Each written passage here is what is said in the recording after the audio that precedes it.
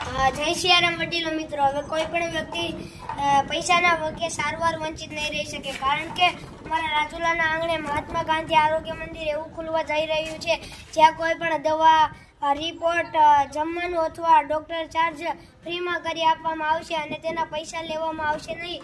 આ હોસ્પિટલ પૂજ્ય શ્રી મોરારી બાપુના આશીર્વાદથી અને દિલના દાતાઓના સહયોગથી આ હોસ્પિટલ બની રહ્યું છે. આ હોસ્પિટલના ભૂતપૂર્વ ધારાસભ્ય શ્રી અમરીશભાઈ ડેરનું એક સ્વપ્ન હતું કે રાજુલા વિસ્તારના દર્દીઓને બહુ દૂર સુધી હોસ્પિટલમાં જવું ન પડે અને આધુનિક સારવાર મળી રહે, તે માટે અમરીશભાઈ ડેરનું એક સ્વપ્ન હતું અને તેની આ હોસ્પિટલ બનાવ્યું છે.